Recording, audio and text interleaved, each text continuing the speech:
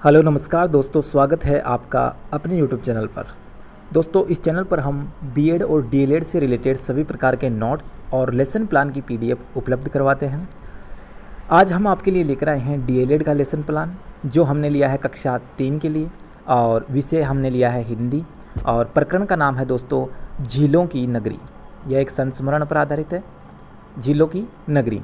तो इस प्रकार से आपको भर देना है। और उसके बाद हम बात करेंगे शिक्षण बिंदुओं की। तो शिक्षण बिंदुओं की बात करें तो पहला जो शिक्षण उद्देश्य है वह ज्ञानात्मक है, और ज्ञानात्मक में दो हैं, भाषा तत्वों का ज्ञान और विषय वस्तु का ज्ञान। तो इन दोनों के अंतर्गत देखिए बच्चों में अपेक्षित व्यवहारगत परिवर्तन है वो क्या क्या होते हैं।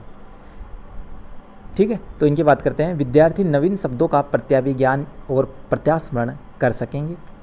दूसरा है विद्यार्थी नवीन शब्दों का शुद्ध अशुद्ध उच्चारण व वर्तनी में भेद कर सकेंगे। तीसरा है विद्यार्थी झीलों की नगरी पाठ का प्रत्याभिज्ञान कर सकेंगे। अगला शिक्षण उद्देश्य है सुनकर अर्थ ग्रहण करना। सुनकर अर्थ ग्रहण करना, तो इसमें अपेक्षित व्यवहारगत परिवर्तन जो है, विद्यार्थी पाठ को धैर्यपूर्वक सुनकर अर्थ ग्रहण कर आदर्शों को जीवन में उतारने का प्रयास करेंगे। और दूसरा है विद्यार्थी मनोयोग पूर्वक पाठ को पढ़कर उसके भाव को ग्रहण कर सकेंगे। ठीक है, तीसरा जो शिक्षण उद्देश्य आता है अभिव्यक्ति। अभिव्यक्ति, इसमें देखिए विद्यार्थी झीलों की नगरी पाठ का शुद्ध वाचन का अभ्यास कर सकेंगे। दूसरा है विद्यार्थी झीलों की नगरी पाठ में आए नवीन शब्दों का शुद्ध लेखन के साथ अभ्यास कर सकेंगे। इसी के साथ अगला शिक्षण उद्देश्य है कौशलात्मक उद्देश्य, और इसमें देखिए विद्यार्थी शुद्ध उच्चारण की कुशलता का विकास कर सकेंगे। दूसरा है विद्यार्थी पाठ में आए नवीन शब्दों से शुद्ध शब्दों की योग्यता विकसित कर सकेंगे। इसके बाद अगला जो शिक्षण उद्देश्य है वह आता है अभिरुचि, और अभिरुचि में देखिए विद्यार्थी पाठ में रुचि लेंगे एवं अन्य संबंधित पुस्तकों का अध्ययन करेंगे। इसके बाद शिक्षण बिंदु आता है अभिवृत्ति।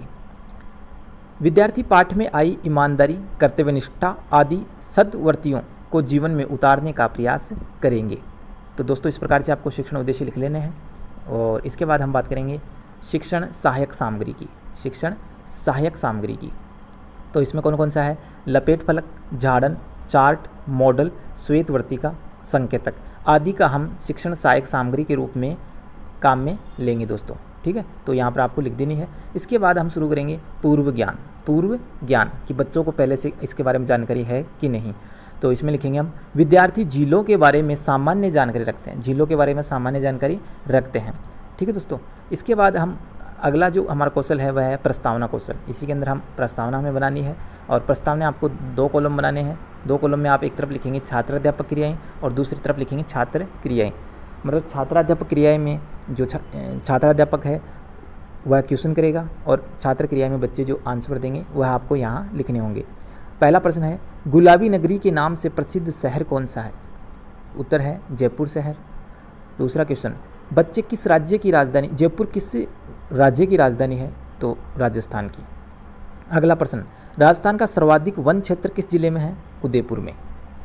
उदयपुर किस कारण प्रसिद्ध है? झीलों की नगरी के कारण।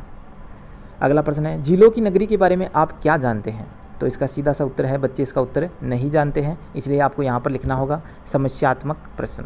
समस्यात्मक प्रश्न। इस प्रकार से दोस्तों हमारी प्रस्तावना जो है कंप्लीट हो जाएगी, और प्रस्तावना के बाद हमें लिखना है उद्देश्य कथन। उद्देश्य कथन बोलकर आपको पाठ का प्रस्तुतिकरण करना होता है। तो उद्देश्य कथन में हम लिखेंगे बच्चों, आज हम झीलों की नगरी पाठ के बारे में विस्तार से अध्ययन करेंगे। ठीक है, आपको ऐसे बोल के पाठ का विकास करना है।